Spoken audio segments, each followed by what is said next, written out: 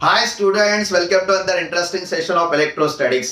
Last session से हम लोग इलेक्ट्रोस्टैटिक्स के एक बेसिक और इंपॉर्टेंट टर्म स्टडी कर रहे हैं, इलेक्ट्रिक पोटेंशियल डिफरेंस और electric potential. Exactly potential difference और इलेक्ट्रिक पोटेंशियल का मीनिंग क्या होता है और उसे हम लोग कैसे कैलकुलेट करते हैं, ये पूरा पोर्शंस बेसिकली हम लोगों ने लास्ट सेशंस में कवर अप किया है। अगर कोई पोजीशन है तो उस पोजीशंस पर with reference to single point charge या फिर with reference to number of point charges कितना इलेक्ट्रिक पोटेंशियल होता है और उसे कैसे कैलकुलेट करते हैं, ये पोर्शंस में हम लोगों ने लास्ट सेशंस में कवर अप किया है। और आज हम लोग उसी सेशंस को कंटिन्यू करने वाले हैं और स्टडी करने वाले electric potential due to electric dipole. अगर डाइपोल होता है तो उस रेफरेंस में कोई पोजीशन होती है तो उस पोजीशंस पर कितना इलेक्ट्रिक पोटेंशियल है वो आज हम लोग स्टडी करने वाले हैं। बट बेसिक जो है हम लोगों ने लास्ट सेशंस में स्टार्ट किया है, तो अगर आप लोगों ने प्रीवियस सेशंस को नहीं देखा है तो नीचे डिस्क्रिप्शन बॉक्स में आपके लिए पूरी इलेक्ट्रोस्टैटिक्स की प्लेलिस्ट अवेलेबल है, जिसमें लास्ट सेशन के साथ में प्रीवियस सेशंस और जो अपकमिंग सेशंस होने वाले हैं वो पूरे आपके लिए अवेलेबल होने वाले हैं। सो पहले लास्ट सेशंस को कंटिन्यू करिए, उसके बाद में इस सेशंस को अच्छी तरह से फोकस्ड करिए। अगर आपको ये वीडियो लेक्चर सीरीज ठीक लगती है, अच्छी लगती है, तो वीडियोस को लाइक करिए, आपके दोस्तों के साथ शेयर करिए और चैनल पे नए तो चैनल को सब्सक्राइब भी करिए। आज का पूरा पोर्शन हम लोग इलेक्ट्रिक डाइपोल पर फोकस करने वाले हैं और इलेक्ट्रिक डाइपोल के रेफरेंस में अगर कोई पोजीशन होती है तो उस पोजीशंस पर इलेक्ट्रिक पोटेंशियल कितना होता है ये स्टडी करने वाले हैं। बट बेसिकली हम लोग दो पॉइंट्स पहले रिकॉल करते हैं, उसके बाद में इलेक्ट्रिक डाइपोल के पोटेंशियल्स की बात करते हैं। सबसे पहले हम लोग फोकस करते हैं इलेक्ट्रिक पोटेंशियल्स की बात। एग्जैक्टली इलेक्ट्रिक पोटेंशियल का मतलब होता है बेटा, suppose this is A position और ए पोजीशंस पर इलेक्ट्रिक पोटेंशियल्स का एक्चुअल मीनिंग होता है कि ए पोजीशंस पर हम लोग लार्ज इनफाइनाइट डिस्टेंस से यूनिट पॉजिटिव टेस्ट चार्ज को लाते हैं। So the work to required, that is work required to bring a unit positive test charge from infinite distance to that position, that work done is called as electric potential at that position. Suppose इस positions में work done जो है from infinity to that point A per unit that test charge, ये amount of work done is called as electric potential at point A. Simple last sessions में in detail में focus किया हम लोगों ने। Electric potential at any point मतलब होता है the amount of work required to bring a unit positive test charge from infinite distance to that positions. इसे बोलते हैं हम लोग इलेक्ट्रिक पोटेंशियल्स। इलेक्ट्रिक पोटेंशियल्स के रिगार्डिंग जो आजू बाजू वाले फोर्सेस होते हैं वो फोर्सेस यानी इलेक्ट्रोस्टैटिक फोर्सेस होते हैं, पॉजिटिव और नेगेटिव चार्जेस के रेफरेंस में अगर है तो उस रेफरेंस में उसे जितना अमाउंट ऑफ वर्क लगता है that amount of work is called as electric potential at that positions. उसके बाद में हम लोग स्टडी करने वाले हैं इलेक्ट्रिक डाइपोल। बेसिकली मुझे पता होना चाहिए इलेक्ट्रिक डाइपोल किसे बोलते हैं और इलेक्ट्रिक डाइपोल का मतलब क्या होता है। इलेक्ट्रिक डाइपोल एक सिंपल इलेक्ट्रोस्टैटिक्स टर्म्स है। अगर दो चार्जेस ऑफ सेम मैग्नीट्यूड, मान लीजिए एक चार्ज है जिसकी मैग्नीट्यूड Q है और ये पॉजिटिव है और सेम मैग्नीट्यूड ऑफ दूसरा चार्ज बट उसका नेचर अपोजिट है। देखिए बेटा, दोनों चार्जेस की मैग्नीट्यूड कितनी है? सेम है। Two point charges of a same magnitude same है but opposite in nature. Opposite nature मतलब एक पॉजिटिव है दूसरा नेचर निगेटिव है। चार्जेस के दो ही नेचर है, एक पॉजिटिव और दूसरा negative. To point charges of a same magnitude but opposite in nature, separated by some distance, separated by short distance। मान लीजिए इन दोनों के बीच में छोटा सा डिस्टेंस है। द डिस्टेंस को हम लोग ट्वाइस एल कंसीडर करते हैं। सपोज ट्वाइस एल के बीच में डिस्टेंस है। Two point charges of same magnitude opposite in nature separated by short distance, suppose मान लीजिए twice L. This combination of this two charges is called as electric dipole. कुछ ज्यादा load लेना है बेटा। इलेक्ट्रिक डाइपोल, दो charges same magnitude opposite nature और थोड़ा डिस्टेंस होना चाहिए, सेपरेशन होना चाहिए दोनों के बीच में। This combination is called as electric dipole. और ये डाइपोल जो होते हैं, सपोज ये चार्ज इस पोजीशन पर है, ये चार्ज इस पोजीशन पर है और ये चार्ज को ज्वाइन करने वाली जो लाइन होती है इसे हम लोग कहते हैं डाइपोल एक्सिस। इसे हम लोग कहते हैं बेटा डाइपोल एक्सिस। अगर डायरेक्शन वाइज कंसीडर करना है तो इसकी direction minus charge to plus charge होती है। This line joining this two charges from negative to positive, इसे ही हम लोग इलेक्ट्रिक डाइपोल एक्सिस कहते हैं। Generally axis negative to positive होता है, इसकी डायरेक्शन डाइपोल मोमेंट के साथ में होती है। चलिए नेक्स्ट टर्म डाइपोल मोमेंट। यहां पर होता है डाइपोल मोमेंट जिसे हम लोग P से डिनोट करते हैं और dipole moment is a product of magnitude of this charge and separation between them. So magnitude charge की इट इज q और सेपरेशन है बेटा twice l. This q into twice l, this term is called as electric dipole moment. और ये जो electric dipole moment होता है जिसका वैल्यूएशन होता है चार्ज की मैग्नीट्यूड q मल्टीप्लाई बाय दोनों के बीच का डिस्टेंस ट्वाइस l, ये एक वेक्टर क्वांटिटी होती है. कौन सी क्वांटिटी बेटा ये है वेक्टर क्वांटिटी. और अगर ये वेक्टर क्वांटिटी है तो इसकी मैग्नीट्यूड है q multiply by twice l. So q into twice l, this is magnitude. और इसकी जो डायरेक्शन होती है, this direction is along the axis of a dipole from minus q to plus q. Negative charge से positive charge की तरफ जो line join होती है जिसे हम लोग डाइपोल एक्सिस कहते हैं, इसी डाइपोल एक्सिस के long minus q to plus q इस डायरेक्शन में इसका डाइपोल मोमेंट होता है. ये वेक्टर क्वांटिटी होती है और ये vector quantity minus q to plus q direction में होती है. So p equals to q into twice l from negative q to positive q. अगर ये डाइपोल मोमेंट है तो चार्ज का SI यूनिट है बेटा कूलम. उसके बाद में ट्वाइस l डिस्टेंस है, सो इसका SI यूनिट बनता है कूलम मीटर. सो डाइपोल मोमेंट का SI यूनिट होता है कूलम मीटर. और डाइपोल मोमेंट की मैग्नीट्यूड होती है q into twice l. Direction wise अगर ये वेक्टर क्वांटिटी है तो डायरेक्शन होती है minus q to plus q, जो एक्सिस है उसी अलोंग होता है. और इसे हम लोग इलेक्ट्रिक डाइपोल मोमेंट कंसीडर करते हैं. ओके, सो बेटा मैंने दो बेसिक पॉइंट्स पहले कवर अप कर लिए.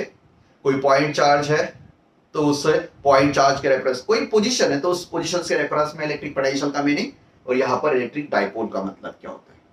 चलिए बेटा, सो स्टार्ट करते हैं. Electric potential due to electric dipole.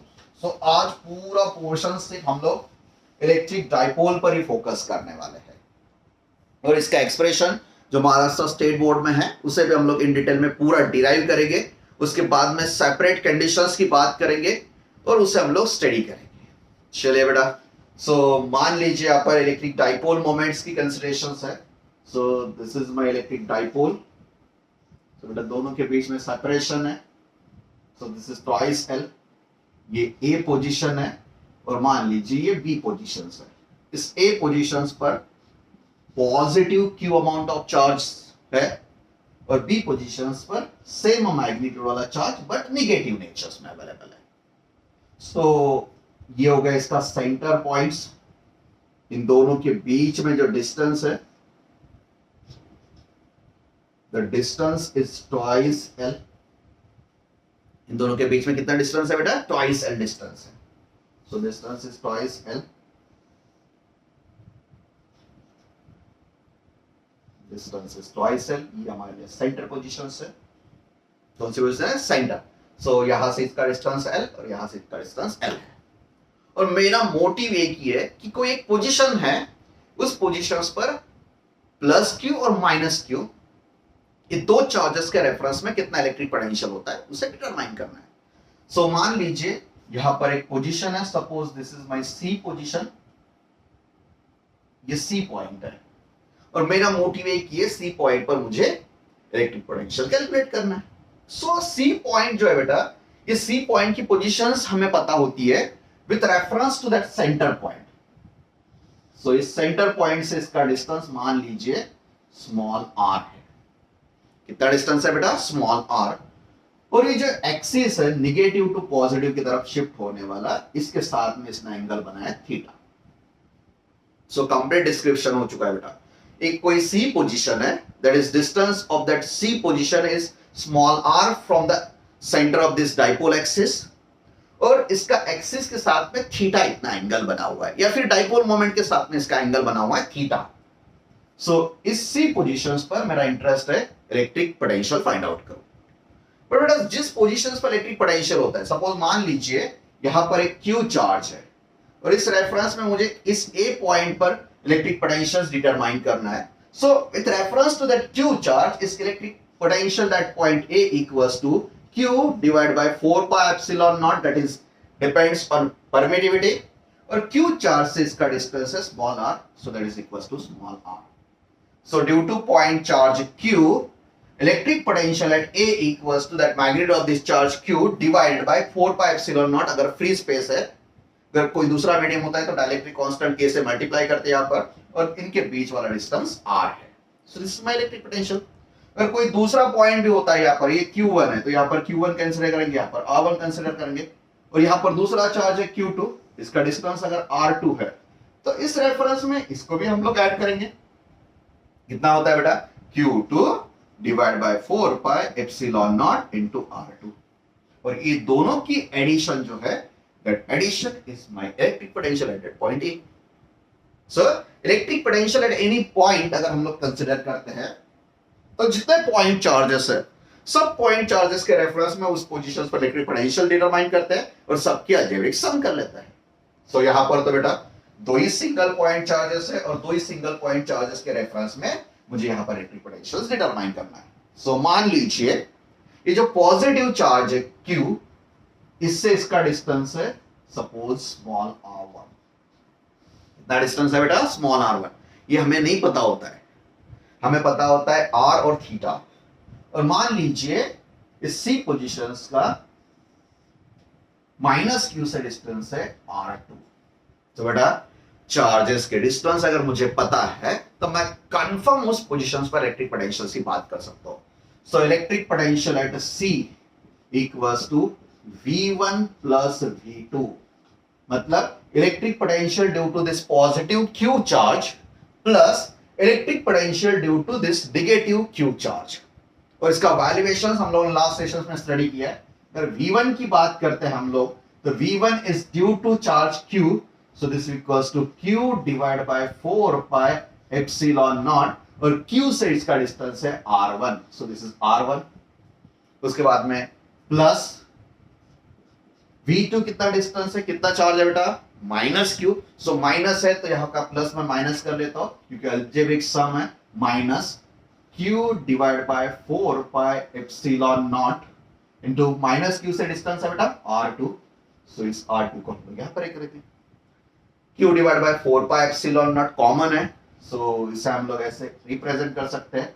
Q divide by 4 pi epsilon naught in bracket 1 upon R2 minus 1 upon R1, sorry 1 upon R1 minus 1 upon R2. चलिए बेटा, सो फाइनल हो चुका है आंसर. हमारे लिए क्या आंसर बचता है? कोई पोजीशन है C पॉइंट, Q1 से अगर डिस्टेंस मुझे पता है R1 है, और माइनस Q से अगर डिस्टेंस पता है कि R2 है, सो C पोजीशंस पर electric potential in reference to this ये पोजीशंस होता है. बट हमारा प्रॉब्लम ये है बेटा कि हमें नहीं पता है R1 और R2 कितना है.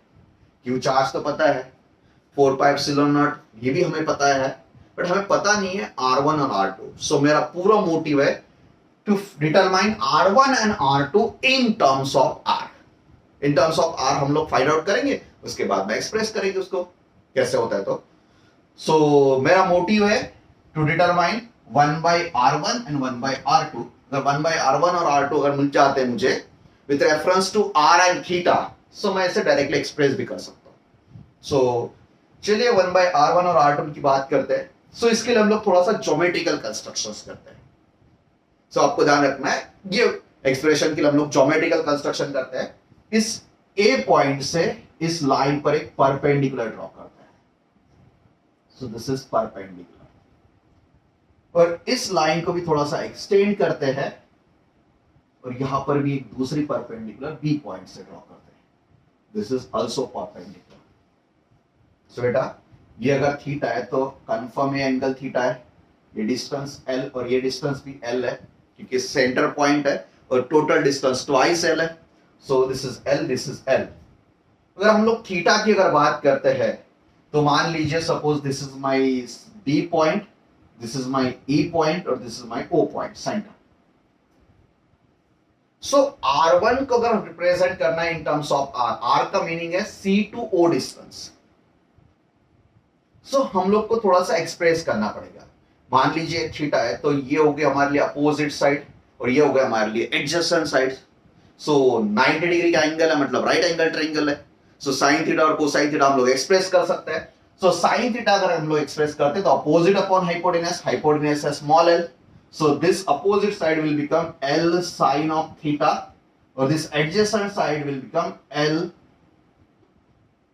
Cosine of theta. Same way से हम लोग इस ट्रायंगल की बात करते हैं तो अपोजिट ये होती है, so this side will become L sine of theta और this will become L cosine of theta. So this side will be L cosine of theta. So ये हमारे लिए एल कोसाइन ऑफ थीटा बन चुकी है, ये L cosine of theta, L sine of theta, L sine of theta. और चलिए बेटा अभी हमारे लिए सब वैल्यूएशंस यहां पर फाइनलाइज हो चुके हैं।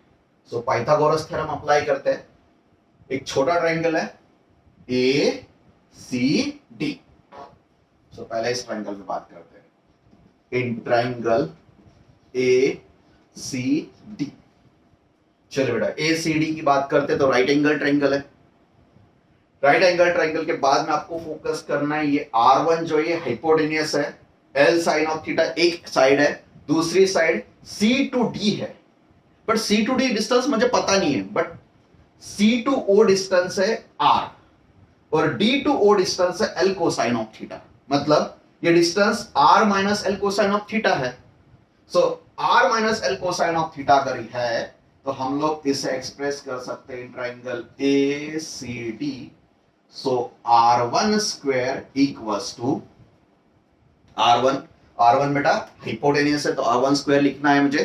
सो R1 स्क्वायर इक्वल्स टू ये साइड हो चुकी है हमारे लिए L square sine square theta plus ये हमारे लिए बनता है R minus L cosine of theta bracket square. So बेटा पूरा एक्सप्रेस करना है, यहां पर R minus L cosine theta bracket square है तो A minus B bracket square expansion करते हैं। सो यहां पर ऐसे लिखते हैं L square sine square theta plus in bracket R square minus twice R into L into cosine of theta plus L square cosine square theta. चलिए बेटा सो यहां पर अगर हम लोग इसे एक ही लाइंस में खींचते हैं so L square sine square theta plus R square minus twice R into L cosine of theta plus L square cosine square theta. So यहां पर L स्क्वायर कॉमन है और यहां पर sine square cosine square theta बचता है। So ऐसे लिख सकते हैं L square in bracket sine square theta plus cosine square theta plus R square minus twice R into L cosine of theta. तो बेटा sign square theta plus cosine square theta ये होता ही आइडेंटिटी। सो इसका valuation है 1। सो R1 square will become L square plus small r square minus twice R into L into cosine of theta. This is my R1 square. ये क्या बनता है बेटा R1 square. सो R1 square है। सो यहां पर एक एडजस्टमेंट करते हैं हम लोग, पूरी जितने भी टर्म्स है उस टर्म से हम लोग R स्क्वायर को कॉमन निकाल लेते हैं। सो this is R square common निकालते हैं R स्क्वायर। यहां पर L स्क्वायर है, R स्क्वायर है ही नहीं, सो डिवाइडेशन में शिफ्ट करना है। सो L square divide by R square plus यहां पर R स्क्वायर से अगर कॉमन निकालते हैं हम लोग तो यहां पर है प्लस 1 और यहां से R अगर कॉमन निकालते हैं R स्क्वायर तो एक R कैंसिल होता है। So this will become twice L into cosine of theta divided bye R। चलिए बेटा this is my R1 square, this term is my R1 square. चलिए उसके बाद में थोड़ा सा और एक फोकस करते हैं। सो कॉन्सेंट्रेट करते हैं इस L1 square divide by R square पर। सो L square divide by R square की अगर हम लोग बात करते हैं बेटा ध्यान रखिए। सो L square divide by R square की अगर बात करते हैं तो ये जो डाइपोल का डिस्टेंस होता है शॉर्ट डिस्टेंस होता है। So twice L is very very short distance. This is very short separation. और इसके कंपैरिजन में जो सी पोजीशन होता है इससे बहुत ज्यादा दूर होता है, मतलब आर की जो वैल्यूएशन होती है एल के कंपैरिजन में बहुत ज्यादा बड़ी होती है. So in actual practice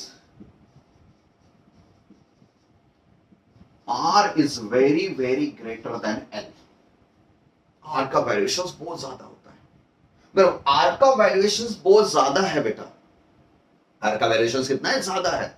so L is very very short, L की वैल्यूएशन छोटी है और उसके बाद में एल का स्क्वायर है, मतलब और भी छोटी होने वाली है.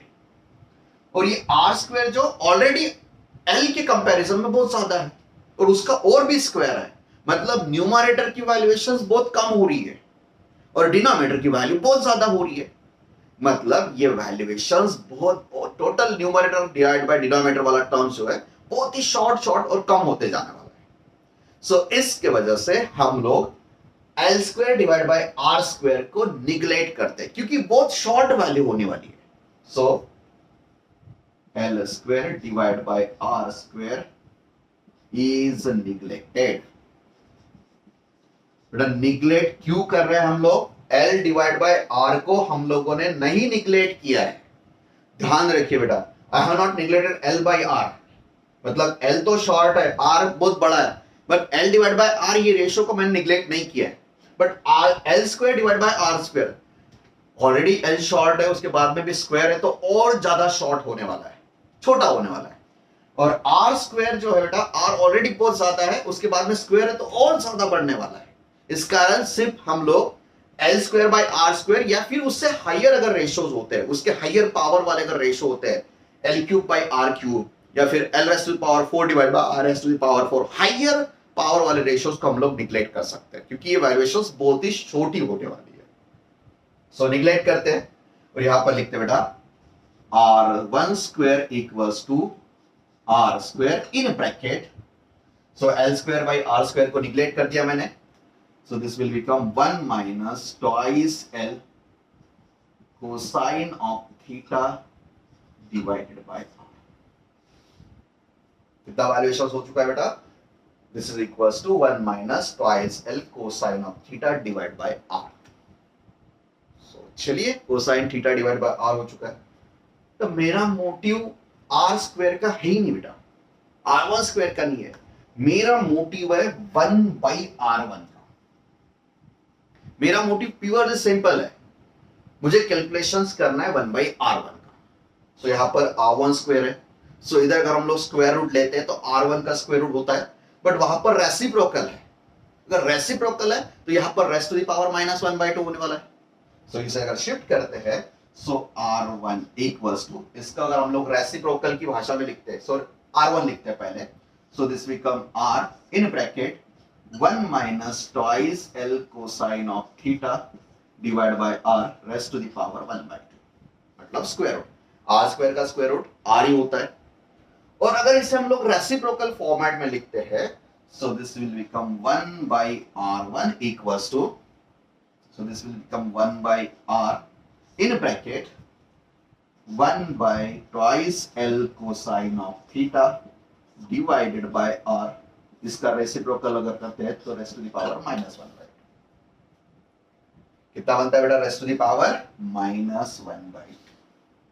तो चलिए, सो 1 by R1 का वैल्यूएशन हो चुका है 1 by R in bracket 1 minus twice L cosine theta divided by R raised to the power -1/2. तो बेटा और इससे थोड़ा सा एक्सप्रेस करते हैं. और कैसे एक्सप्रेस करना है बेटा, यहां पर तो रेस्ट टू द पावर -1/2 हो चुका है. So a plus B bracket square का फार्मूला मुझे पता है, a minus B bracket square पता है, a plus B bracket cube पता है, a minus B bracket cube पता है, रेस्ट टू द पावर -1/2 तो नहीं पता है. नहीं पता है उसके बाद में भी हम लोग कैलकुलेट कर सकते हैं यूजिंग बाइनोमियल एक्सपांशन. आपको बाइनोमियल एक्सपांशन अगर यूज करते हो तो उस फार्मूला से आप लोग कैलकुलेट कर सकते हो. चलिए बेटा बाइनोमियल एक्सपेंशन मैं यहां पर थोड़ा लिख देता हूं साइड में या फिर यहीं पर लिखता हूं. सो यूजिंग बाइनोमियल एक्सपांशन,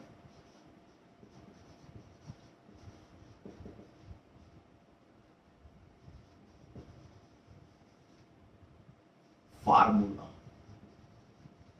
क्या होता है बेटा, बाइनोमियल फार्मूला. सो अगर यहां पर minus twice L cosine theta को अगर हम लोग x कंसीडर करते हैं यहाँ पर ऐसे लिख सकते हैं 1 plus X raise to the power अगर n होता है तो पहले टर्म का तो 1 का raise to the power n मतलब 1 ही रहता है बेटा, सो दिस विल बिकम 1। उसके बाद में प्लस x की बात अगर हम लोग करते हैं तो x raise to the power सीधा सीधा अगर यहाँ पर कैलकुलेशंस होता है तो एक एक कम हो जाता है और ये सामने होता है, so this will become n into x. उसके बाद में प्लस एक एक पावर x का बढ़ने वाला है और जो फर्स्ट टर्म होती है फर्स्ट उसका एक एक रिड्यूस होने वाला है। सो यहाँ पर नेक्स्ट टर्म बनती है बेटा n माइनस 1, कितना बनता है बेटा n minus 1 divide by twice factorial और यहां पर बनने वाला x का स्क्वायर इन टर्म्स ऑफ ऐसे बढ़ने वाला है और लास्ट टर्म होने वाली आपकी प्लस करके x raise to the power n। So इस बीच में आपको फर्स्ट टर्म का पावर 1 से रिड्यूस करना है तो फर्स्ट टर्म तो 1 ही है, तो 1 का पावर रिड्यूस करो या इंक्रीज करो 1 raise to the power anything equals to 1 ही होता है, सो 1 की कोई प्रॉब्लम नहीं है। सो जो सेकेंड टर्म है उसका पावर हम लोग एक एक से बढ़ाने वाले हैं और यहाँ पर n into n minus 1 divide by 2 factorial.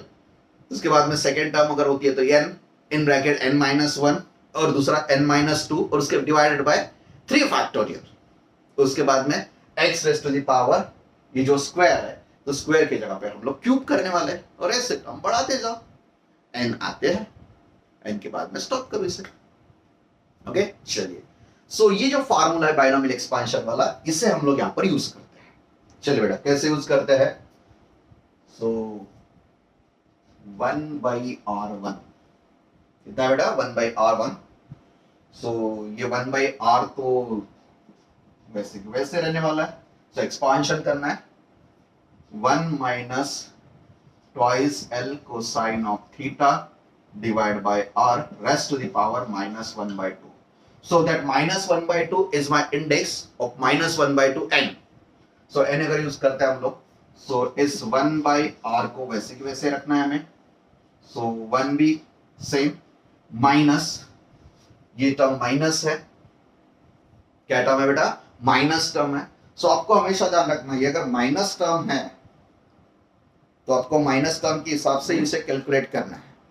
आपका raise to the power minus है, रेज़ टू द पावर कितना है बेटा माइनस 1 बाई 2 है। So raise to the power अगर माइनस 1 बाई 2 है तो इस टर्म को माइनस ही रखते हैं हम लोग, माइनस माइनस यहाँ पर प्लस होने वाला है, कितना है बेटा n 1 बाई 2 माइनस माइनस हो चुका है यहाँ पर प्लस, और x वाली जो टर्म है बेटा twice l into x divide by r, so this is twice l cosine of theta divide by r और प्लस उसके बाद में हायर टर्म्स होती है, सो ये 2 और ये 2 का कैंसल। और हायर टर्म्स में क्या होता है बेटा सेकंड जो टर्म्स होती है उसका पावर इंक्रीज होते जाता है। अगर इंक्रीज होने के बाद में पावर क्या होने वाला है L square divide by R square. अगर L square divide by R square है तो इसे हम लोग ऑलरेडी निगलेक्ट कर चुके हैं, so neglecting higher terms.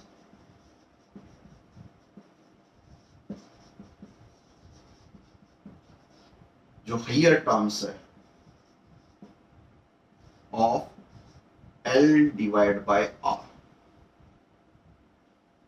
Higher power terms, power या फिर इंडेक्स बोलिए, सो इसकी हायर जो पावर टर्म्स है जिसे हम लोग निगलेक्ट करते हैं, सो यहां पर 1 by R1 will become 1 upon R in bracket 1 plus L cosine of theta divided bye r।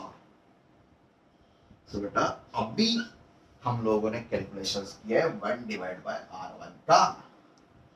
सो बेटा इतना बड़ा एक्सप्रेशन बनाया हम लोगों ने, ज्योमेट्रिकल कंस्ट्रक्शन के बाद में सिर्फ r1 को हम लोगों ने इस ट्रायंगल से बात की है, r1 को एक्सप्रेस किया इन terms of r binomial expansion. उसके बाद में 1 बाई r1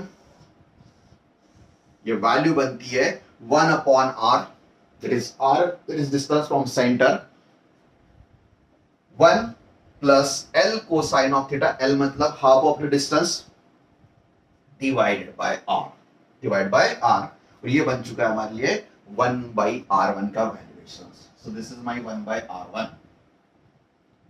बेटा इन द सेम वे इतनी पूरी पूरी पूरी स्टेप्स रिपीट करके आप लोग को 1/r2 भी ढूंढना है, कैलकुलेट करना है, डिटरमाइन करना है। सो इसे कैसे कैलकुलेट करने वाले, कुछ नहीं करना है बेटा। अब इतना बड़ा कैलकुलेशंस मैं रिपीट नहीं लिखने वाला हूं। इसके लिए हम लोग एक एडजस्टमेंट्स कर सकते हैं। क्या चेंज होता है बेटा? सो यहां पर एक ट्रायंगल है, दूसरा ट्रायंगल हम लोग कंसीडर करते हैं CEB। ट्रायंगल बढ़ा चुका है।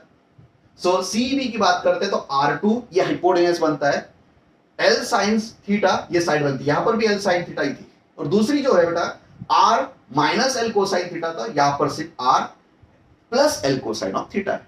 सो जहां पर ये माइनस है, minus L cosine of theta यहां पर प्लस होता है।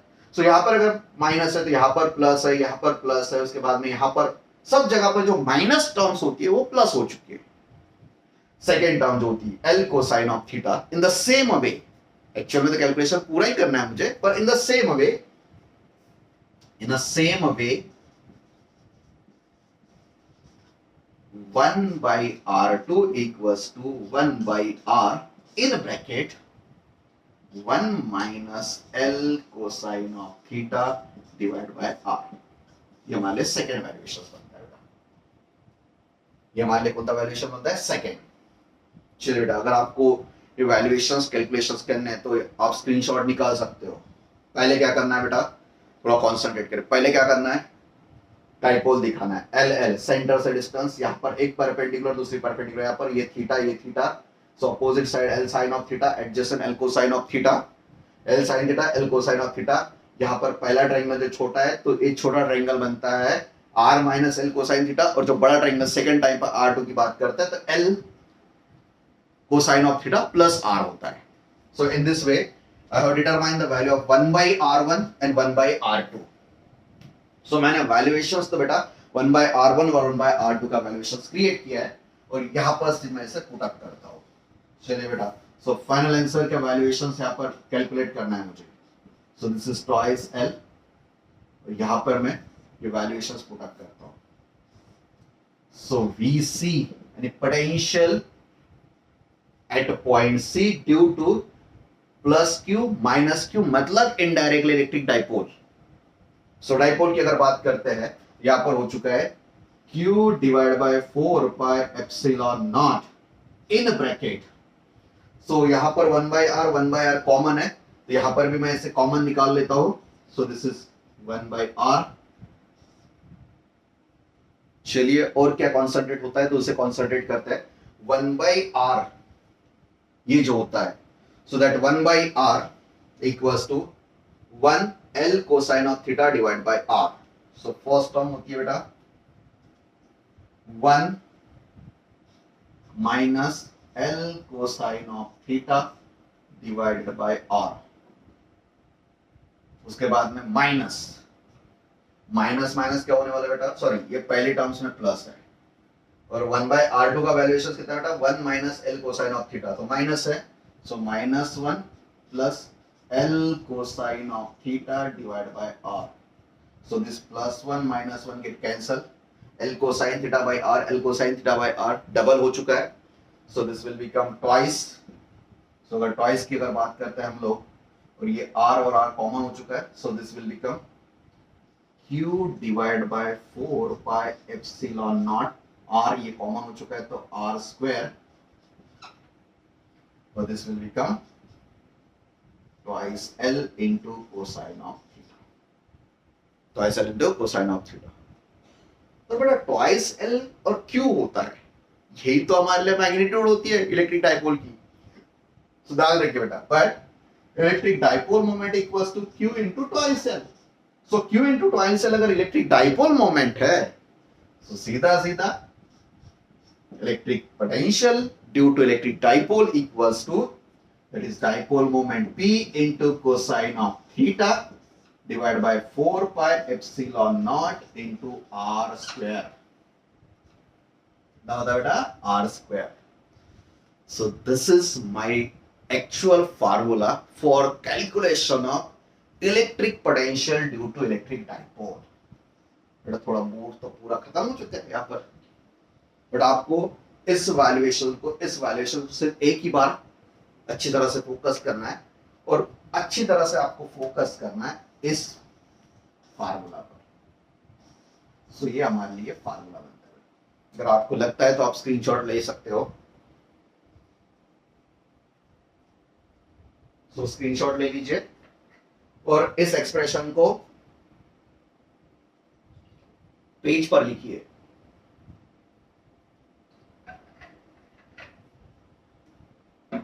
चलिए बेटा, सो एक्सप्रेशंस तो कभी बोर्ड एग्जाम में तो नहीं पूछने वाले। महाराष्ट्र स्टेट बोर्ड रेयरली पूछ सकता है, पर नहीं पूछता है कभी। बट मुझे एक कंसेप्ट पता होना चाहिए, और इस कंसेप्ट के बेसिस पर जितने भी न्यूमेरिकल्स होते हैं, महाराष्ट्र स्टेट बोर्ड या फिर कोई भी हो, एनसीईआरटी बोर्ड हो या फिर जेईई मेंस हो या फिर सीईटी हो, इसमें इससे रिलेटेड क्वेश्चंस तो पूछने वाले बेटा।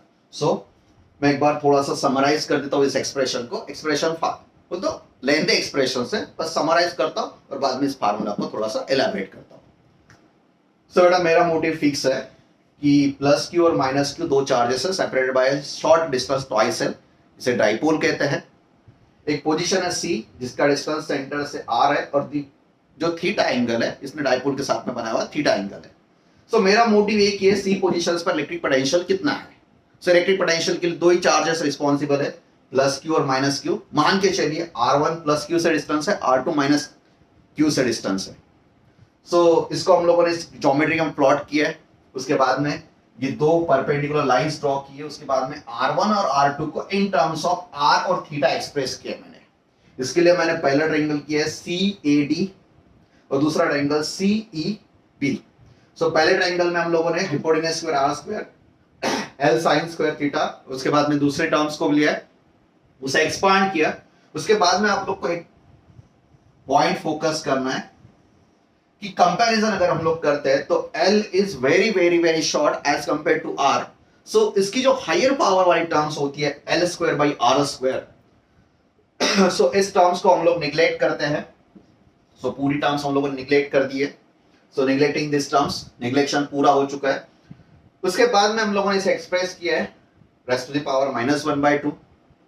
रेस्ट टू द पावर -1/2 को हम लोगों ने बाइनोमियल एक्सपांशन वाले कंसेप्ट से एक्सपांड किया है। सो बाइनोमियल फार्मूला मुझे पता होता है।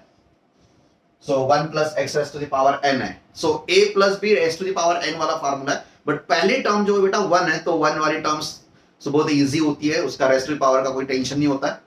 So 1 plus nx plus n in bracket n-1 divided by 2 factorial और raised to the power x raised to the power 2। उसके बाद में एक्सपांड करते तो वैसे से एक x का पावर सेकंड टर्म्स का पावर इंक्रीज होता है और फर्स्ट टर्म का पावर डिक्रीज होता है, और ये टर्म्स भी n इंटू n-1/2, तो उसके बाद में n into n-1 in bracket n-2 divide by 3 factorial भी होता है। सो इन टर्म्स हम लोग बाइनोमियल एक्सपांशन करते हैं। बाइनोमियल एक्सपेंशन में मैंने पहली टर्म और दूसरी टर्म ही लिखी बेटा। सेकंड जो हायर टर्म होती है, जो in terms of L by R square format में होने वाली है, सो पूरी टर्म्स मैंने निग्लेक्ट कर दी है और यहाँ पर 1/R1 लिखा है। इन द सिमिलर वे सिर्फ यहाँ पर ये -L कोसाइन ऑफ थीटा था, सेकेंड कंडीशन में +L कोसाइन ऑफ थीटा है, तो माइनस का प्लस हो चुका है। सो यहाँ पर वैल्यूएशन बनता है 1 - L cosine theta by R, और इसे मैंने इस फार्मूला में पुट अप कर दिया। फार्मूला अगर पुट अप करते हैं तो ये बनता है कि VC equals to Q into twice L cosine of theta divide by 4πε0 R square. But Q into twice L यही होती है magnitude of electric dipole moment. So electric dipole moment divided by cosine multiplied by cosine theta divided by 4πε0, और जिस positions पर चाहिए उस positions पर R का स्क्वायर। ओके, ये हमारे लिए फार्मूला होता है। सो अभी ये फार्मूला में थोड़ा पूरा बोर्ड रफ कर देता हूँ, चलिए बेटा, और एक बार इस फार्मूला को एक्सप्लेन करता हूं इन टाइम्स ऑफ न्यूमेरिकल्स और इन टर्म्स ऑफ हमारे बोर्ड एग्जांपल्स। चलिए बेटा,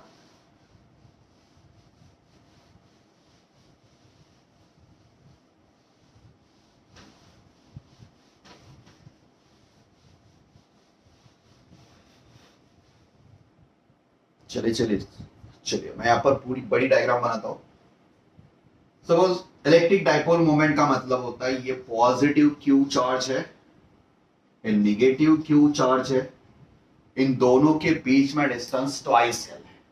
कितना डिस्टेंस है बेटा? ट्वाइस L, मतलब यहां से डिस्टेंस L, यहां से डिस्टेंस L, और ये पॉइंट है। -Q टू प्लस क्यू, ये जो लाइन ज्वाइन कर रही है, इस लाइन ज्वाइनिंग के अलॉन्ग जो होता है, इस लाइन को हम लोग डाइपोल एक्सिस कंसिडर करते हैं, और इसी लाइन के अलॉन्ग इसका होता है dipole moment from negative to positive, और ये होता है P equals to charge Q multiplied by twice L। Okay, मान लीजिए कोई पोजीशन है यहां पर, इस पोजीशन पर मुझे कैलकुलेट करना है इलेक्ट्रिक पोटेंशियल। सो इलेक्ट्रिक पोटेंशियल के लिए रिस्पॉन्सिबल पैरामीटर है प्लस क्यू और माइनस क्यू, इलेक्ट्रिक डाइपोल। सो इस डाइपोल की पोजीशंस के लिए हम लोग सी पॉइंट को सेंटर से डिस्टेंस कंसिडर करते हैं r, और यहां पर डाइपोल मोमेंट जो होता है या फिर एक्सिस जो होता है इसका थीटा होता है। सो इस सी पोजीशंस पर इलेक्ट्रिक पोटेंशियल होता है v1 प्लस v2, यानी प्लस क्यू और माइनस क्यू चार्ज का पोटेंशियल उसके एडिशन। सो कितना होता है बेटा? सो इस ये होता है Q divide by 4 pi epsilon naught in bracket 1 by R1 minus 1 by R2। फिर मुझे C पोजीशंस की, अगर C की पोजीशंस अगर with reference to plus Q और माइनस Q पता है, तो अगर R1 है और ये R2 है, बट ये रेयर केस हो सकती है, यहां पर प्रोबेबिलिटी बहुत ही कम है, बट R और थीटा पता है, तो इससे अगर हम लोग सॉल्व करते हैं तो ये C पोजीशन जो है, इस C पोजीशंस पर इलेक्ट्रिक पोटेंशियल्स का वैल्यूएशन होता है दैट Q मल्टीप्लाइड बाय दोनों के बीच का separation twice L, theta cosine ratio 4 pi epsilon naught into R square. So this is my basic fundamental formula for electric potential due to electric dipole at a point C, which is situated at a small r from its center and making an angle of theta with the dipole axis. ये होता है Q into twice L. So Q into twice L, ये जो term होती है इसे ही हम लोग इलेक्ट्रिक डाइपोल मोमेंट कहते हैं। So P into cosine of theta divided by 4 pi epsilon naught into r square। अगर डाइपोल मोमेंट मुझे पता है तो ये हमारे लिए इलेक्ट्रिक डाइपोल मोमेंट्स का फार्मूला होता है। चले बेटा, सो अब ये होगा एक्सप्रेशन। पहला बोर्ड तो पूरा यहां से वहां तक पूरा फिल हो चुका था। सो इतनी टाइम ये पॉइंट्स आपको रिमाइंड करना है। अब चलिए बेटा थोड़ा सा इंटरेस्टिंग कंसेप्ट्स को भी फोकस करते हैं। ओके, सो मान लीजिए हम लोग कुछ कंडीशंस की बात करते हैं। कुछ कंडीशंस की अगर बात करते हैं बेटा, सो यहां पर मैं फार्मूला इससे राइट डाउन में लिख देता हूं। VC equals to C point का पोटेंशियल्स इलेक्ट्रिक डाइपोल के according. So this is P into cosine of theta divide by 4 pi epsilon naught into R square. So first condition मान के चलिए बेटा। सो मेरा इलेक्ट्रिक डाइपोल है, so this is plus Q, this is minus Q, this is centre O। अगर इस O centre की अगर हम लोग बात करते हैं बेटा, सो ये C पॉइंट जो है, जिस पॉइंट पर हम लोग इलेक्ट्रिक पोटेंशियल्स कैलकुलेट कर रहे हैं, तो ये C point along the dipole axis है। मान लीजिए इस पोजीशन पर है, या इस पोजीशन पर है, इस पोजीशन पर, इस पोजीशन पर, इस पोजीशन पर, या फिर इलेक्ट्रिक डाइपोल का जो एक्सिस है इस एक्सिस पर ही है, या फिर इस एक्सिस के लाइन के अलोंग ही इस डिस्टेंस पर है, या फिर जो लाइन एक्सटेंड होती है तो इस पोजीशंस पर है, या फिर इधर एक्सटेंड करते हैं तो इस पोजीशंस पर है। मतलब अगर C पॉइंट, जिस पॉइंट पर हम लोग इलेक्ट्रिक डाइपोल के अकॉर्डिंग इलेक्ट्रिक पोटेंशियल्स की वैल्यू कैलकुलेट कर रहे हैं, सो इलेक्ट्रिक पोटेंशियल अलोंग इस डाइपोल एक्सिस, ये जो डाइपोल एक्सिस है बेटा, इस डाइपोल एक्सिस के अलोंग कितना इलेक्ट्रिक पोटेंशियल होता है। सो डाइपोल एक्सिस के अलोंग की अगर बात करते हैं हम लोग, तो इस O पॉइंट से जो पॉजिटिव साइड में है बेटा, चलिए ध्यान दीजिए, अगर ये पॉइंट ये है, या फिर B है, या फिर C है, या फिर D है, सो O पॉइंट जो सेंटर है, उस सेंटर से जितने भी पॉजिटिव साइड में पॉइंट्स है या फिर पोजीशंस है अलोंग दिस एक्सिस, इन सब का एंगल बनता है बेटा थीटा। दोनों एक डायरेक्शन में है, मतलब थीटा इक्वल्स टू 0 डिग्री। और इस सेंटर O पॉइंट से इस एक्सिस पर अलोंग दिस लाइंस है, तो यहां पर थीटा बनता है बेटा, अपोजिट साइड होता है तो 180 डिग्री।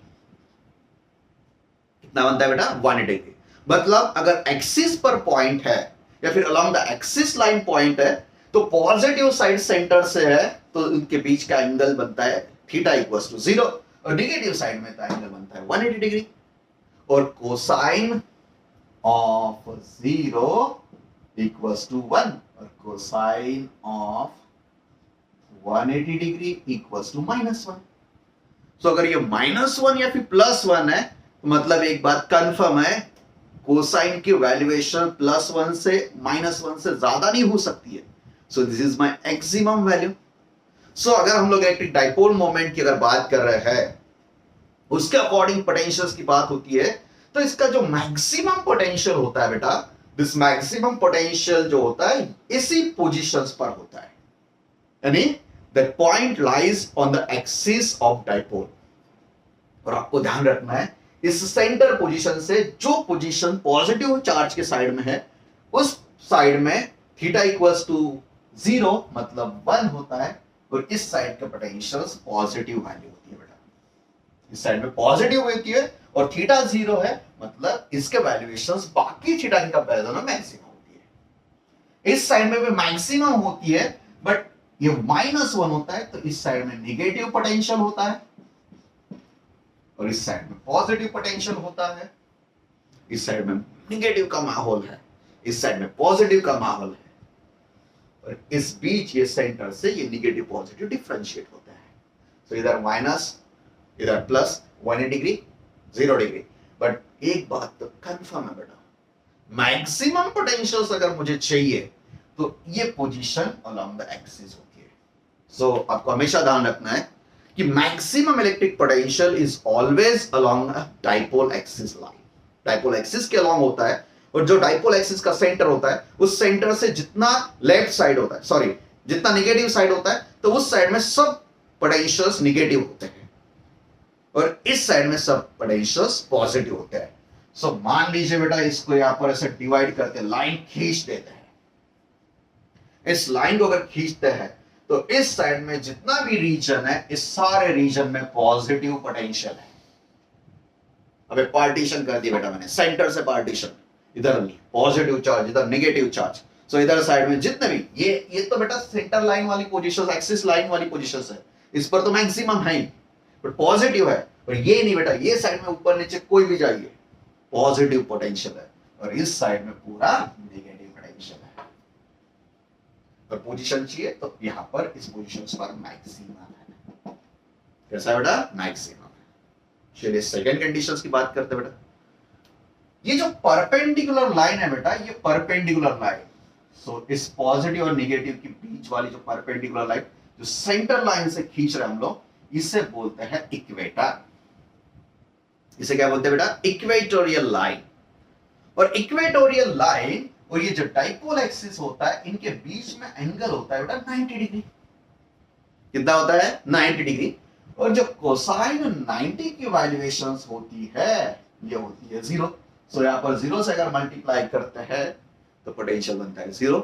सो आपको हमेशा ध्यान रखना है बेटा, इक्वेटोरियल लाइन जो होती है, जो लाइन पॉजिटिव और नेगेटिव को सेंटर से डिवाइड कर देती है, इस लाइन के अलोंग पोटेंशियल होता है 0। इस लाइन नहीं बेटा, इस प्लेन के अलोंग। अगर ये प्लेन की बात करते हैं, जो प्लेन इस इक्वेटोरियल से पास हो रहा है, so this is my equatorial plane. ये जो इक्वेटोरियल प्लेन है बेटा, ये इक्वेटोरियल प्लेन ये पार्टीशन बनाता है पॉजिटिव और नेगेटिव के बीच में। और इक्वेटोरियल प्लेन जो होता है, इस इक्वेटोरियल प्लेन के along electric potential due to this positive Q और माइनस क्यू, यानी कि इलेक्ट्रिक डाइपोल जो होता है इस पर होता है इलेक्ट्रिक पोटेंशियल 0। तो आपको हमेशा याद रखना है बेटा, maximum electric potential along the dipole axis ही होता है। ओके, मिनिमम 0 इलेक्ट्रिक पोटेंशियल होता है अलोंग इक्वेटोरियल प्लेन और इक्वेटोरियल लाइन। इक्वेटोरियल प्लेन हो या इक्वेटोरियल लाइन हो, पूरे इसके अलोंग आपको हमेशा ध्यान रखना है इलेक्ट्रिक पोटेंशियल होता है 0। बड़ा इलेक्ट्रिक पोटेंशियल का मतलब मैं एक बार रिपीट करता हूं, this is amount of work required to bring a unit test charge from infinite distance to that position. तो बेटा इक्वेटोरियल पॉइंट पर अगर ये प्लस क्यू और minus Q electric dipole moment present है, यहां पर इलेक्ट्रिक पोटेंशियल जीरो है, मतलब अगर मुझे यूनिट टेस्ट चार्ज या फिर कोई चार्ज इसके अलावा मूव करना है तो बेटा वर्क डन की वैल्यूएशन ही लगने वाली जीरो वर्क डन। सो एमसीक्यू पॉइंट ध्यान रखना है, along equatorial line the amount of work to move a charge potentially zero है बेटा, so equals to जीरो। सो आपको ध्यान रखना है वर्क डन यहां पर कितना लगने वाला है, जीरो, और इक्वेटोरियल लाइन के अलॉन्ग कोई इलेक्ट्रिक पोटेंशियल नहीं होता है, जीरो पोटेंशियल होता है। अगर मैक्सिमम चाहिए थोड़ा मैक्सिमम इलेक्ट्रिक पोटेंशियल्स इस अलॉन्ग आपको फोकस्ड करना है। ओके, सो इस चीज को आपको हमेशा ध्यान रखना है बेटा। सो यहां से थोड़ा वैल्यूएशंस इस तरफ से शिफ्ट होता है, मॉस नेगेटिव पॉजिटिव की तरफ से शिफ्ट होता है और यहां पर इसकी वैल्यूएशंस होती है। चलो बेटा, सो इस तरह से इस पोजीशंस पर इलेक्ट्रिक पोटेंशियल जीरो होता है, सेंटर जो पोजीशन है इस पोजीशंस पर इलेक्ट्रिक पोटेंशियल जीरो है, क्योंकि जितना पोटेंशियल क्यू होता है उतना ही पोटेंशियल होता है, दोनों का नेचर अपोजिट होता है, प्लस माइनस खा लेते हैं एक दूसरे को। सो इक्वेटोरियल लाइन के along electric potential due to dipole equals to zero, और ये पोजीशंस पर आपको फोकस करना है। ये कंडीशंस आपको हमेशा पता होनी चाहिए और इसके अलावा आपको हमेशा ध्यान रखना है। So maximum potential is along axis, dipole axis, along equatorial line electric potential equals to zero, equatorial potential zero है तो यहां पर अगर कोई चार्ज अगर हम लोग मूव करते हैं तो उस चार्ज के लिए कोई प्रॉब्लम नहीं होगा, कोई बर्डन नहीं लगने वाला है। ओके, सो चलिए बेटा एक बार मैं फाइनल लिख देता हूं फार्मूला और इस वीडियो को फाइनलाइज कर, एक बार समराइज कर देता हूं। सो बेटा electric dipole, so this is combination of two point charges of same magnitude opposite nature plus Q minus Q, इन दोनों के बीच में separation, this is equals to twice L, इनका centre C, minus Q to plus Q, यहां पर electric dipole moment, so electric dipole moment Q into twice L, direction है along dipole axis from negative Q to positive Q, dipole axis. कोई दूसरा point है, यहां पर सी position है, इसका डिस्टेंस आर है, तो इस पोजीशंस पर इलेक्ट्रिक पोटेंशियल ये होने वाला है Q इंटू दोनों के बीच का distance twice L divide by 4 pi epsilon naught into R square, ऐसा डिस्टेंस, इनके बीच में थीटा और इसका कोसाइन थीटा, कोसाइन कंपोनेंट है बेटा, कोसाइन कंपोनेंट जो होने वाला है ये परपेंडिकुलर है। सो इस तरह से आप लोग इलेक्ट्रिक डाइपोल कैलकुलेशंस कर सकते हो। ये जो एक्सिस है इस एक्सिस के अलोंग मैक्सिमम है और ये जो इक्वेटोरियल लाइन है इसके अलोंग जीरो इलेक्ट्रिक पोटेंशियल या फिर प्लेन के अलोंग जीरो इलेक्ट्रिक पोटेंशियल्स भी है। चलिए बेटा, अभी तक हम लोगों ने सिंगल पॉइंट चार्ज के अलोंग कैलकुलेशंस किया है, नंबर ऑफ पॉइंट चार्जेस सुपरपोजिशंस के अलोंग कैलकुलेशंस किया लास्ट सेशंस में, और इलेक्ट्रिक डाइपोल ये आपको हमेशा के लिए ध्यान रखना है। एक्सप्रेशंस एक बार ट्राई करिए, वैसे तो इतना इंपॉर्टेंट नहीं expression point of view, but एक फार्मूला और इसका बेसिक फंडामेंटल कंसेप्ट आपके लिए बहुत ज्यादा इंपॉर्टेंट है। ओके बेटा, सो एक्सपेक्ट करते हैं, लंबा हो चुका है बेटा वीडियोस, नियर अबाउट 55 मिनट्स का वीडियोस बन चुका है। सो इस लंबे वीडियो को देखने के लिए आपको थैंक्स, इतना वीडियो देखा है। सबसे बोरिंग एक्सप्रेशंस भी आप लोगों ने अच्छी तरह से फोकस किया है, नहीं फोकस किया तो छोड़ दीजिए, बट फाइनल आंसर्स को नहीं भूलना है बेटा। सो फाइनल आंसर्स, ये वैल्यूएशंस, कोसाइन थीटा, कांसेप्ट्स, ये लाइन, इधर पॉजिटिव साइड इधर नेगेटिव साइड, पॉजिटिव साइड में सब पॉजिटिव पोटेंशियल, नेगेटिव साइड में सब नेगेटिव पोटेंशियल, ये लाइन खड़ी है बेटा दोनों के बीच में जीरो पोटेंशियल के लिए, इक्वेटोरियल लाइन। मैक्सिमम ये एक्सिस के अलोंग ही होता है, इसके तरह से आपको एडजस्ट करना है। ओके, सो इस फार्मूला को आप अच्छी तरह से फोकस करिए, ज्यादा से ज्यादा न्यूमेरिकल सॉल्व करिए और एमसीक्यूज फोकस करिए, और थोड़ा एमसीक्यूज अगर घुमाते हैं तो उसको अच्छी तरह से टैकल करिए बेटा। ये पॉइंट्स एमएसटीसीटी हो या फिर जेईई मेंस हो, इसके लिए बहुत ज्यादा इंपॉर्टेंट होता है। घुमाने के लिए आपको सिर्फ पोटेंशियल की जगह पर वर्क डन ये क्वेश्चन में उसकी अल्टरनेट ऑप्शंस बता सकते हैं। Okay, thank you for watching this long video, बहुत लंबा हो चुका है और एक्सपेक्ट करता हूं कि तीनों पॉइंट्स के हिसाब से आप लोग को इलेक्ट्रिक पोटेंशियल्स अच्छी तरह से समझ में होगा। थोड़ा सा अच्छी तरह से फोकस करिए, कंसेप्ट को एक बार रिपीटेडली देखिए, लास्ट सेशंस को भी अच्छी तरह से रिपीटली देखिए, इसको भी अच्छी तरह से रिपीटली फोकस करिए, बोर्ड के न्यूमेरिकल सॉल्व करिए, एमसीक्यूज को सॉल्व करिए, और जो टिपिकल थ्योरी क्वेश्चंस होता है एमसीक्यूज या फिर थ्योरी क्वेश्चंस, उसे भी अच्छी तरह से फोकस करिए और दिमाग लगाइए इक्वेटोरियल और इसके बीच में और एक्सिस के बीच में मैक्सिमम वाला portions. Okay, thank you for watching this video.